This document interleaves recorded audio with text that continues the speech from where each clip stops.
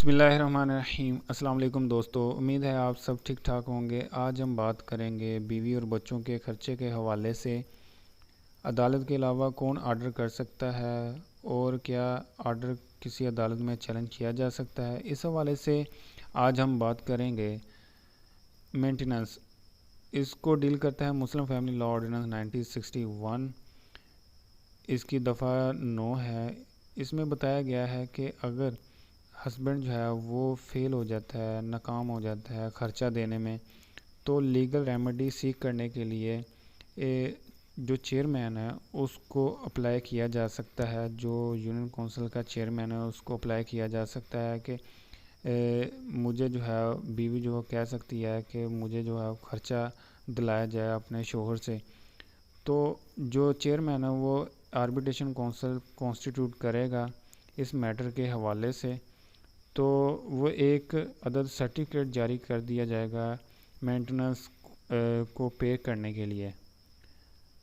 Next इसमें ये आ जाता है कि अगर बच्चे जो है वो सी करते हैं, वो बच्चों को फेल हो जाता है, नाकाम हो जाता है ख़र्चा देने में, बाप जो है वो नाकाम हो जाता है ख़र्चा देने में, तो बच्चे जो लीगल रेमेडी सीख करने के लिए वो चेयरमैन के पास वो अप्लाई कर सकते हैं। तो इसी तरह चेयरमैन जो है वो एक आर्बिट्रेशन काउंसिल वो कॉन्स्टिट्यूट करेगा। तो उसमें एक सर्टिफिकेट जारी किया जाएगा बच्चे के खर्चे के हवाले से, तो जितना भी वो स्पेसिफिक खर्चा लगे।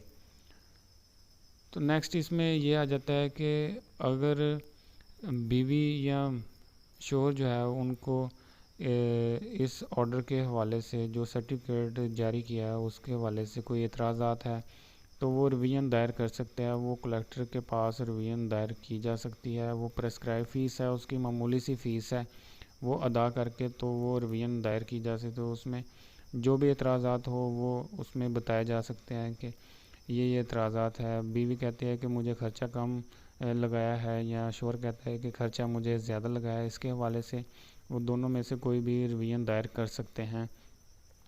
उसकी मामूली सी फ़ीस है। तो जो कलेक्टर का ये फ़ैसला होगा वो फ़ाइनल होगा और इसमें कोई भी जो है वो अदालत में चैलेंज नहीं किया जा सकता इस ऑर्डर को, कलेक्टर के ऑर्डर को।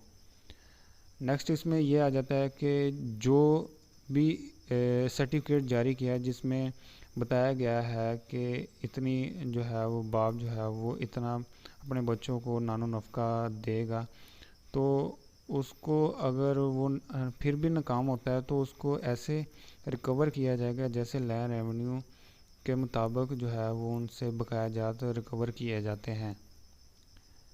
नेक्स्ट इसमें यह आ जाता है कि अगर मियाँ या बीवी ने दोनों में से किसी ने किया है, रिवीजन दायर किया, तो उनको एतराज़ ये आ जाता है कि जो कलेक्टर है वो एक तरफ़ा फ़ैसला कर रहा है, तो वो जो कमिश्नर है उनको अप्लाई कर सकते हैं कि उसकी जो रिवीजन है वो ट्रांसफ़र की जाए किसी दूसरे कलेक्टर को, या फिर डायरेक्टर को, या लोकल गवर्नमेंट किसी को भी वो ट्रांसफ़र कर देगा कमिश्नर।